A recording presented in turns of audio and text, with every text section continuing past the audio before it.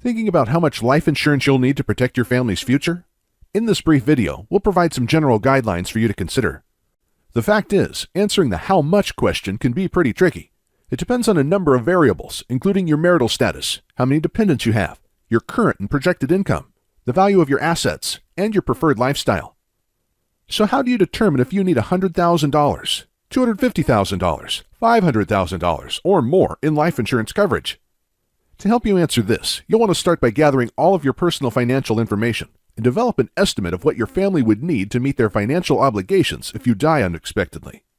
In the insurance industry, we've cleverly come up with a catchy acronym that can help you get your mind around the various factors you need to consider when determining how much life insurance you need. The acronym is DIME. D is for debt, as in personal debt, including credit cards, car payments, lines of credit, and so forth. I is for income. Your family depends on your income to help cover living expenses. You need to consider how much they would need to replace your income and how long they would need it. M is for mortgage. Certainly, you'd want your family to maintain the kind of life you've built together. Think about what it would take for your family to pay off the mortgage if you were out of the picture. E is for education. If your children attend private school, there are already substantial costs incurred. And with college costs skyrocketing every year, if you don't plan to meet those costs if you're not around, their dreams of a great higher education may go out the window. So after you put some thought into the DIME process, you'll have a better idea of how much money your family would need to maintain their existing lifestyle and the money needed for future expenses. Next, you'd want to compare that number to whatever resources would be available if you're not around.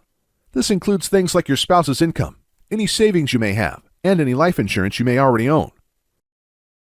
The difference between your family's needs and the resources in place to meet those needs is what you should put in place as additional life insurance. So that's a high-level review of the formula, but it's not as simple a process as you might think. Every individual and every family is different. There's no cookie-cutter answer. And there are a lot of options, not only in the amount of coverage, but in different types of insurance as well. Term insurance, whole life insurance, permanent insurance, universal insurance. You've probably heard the terms, but may not know the difference between them.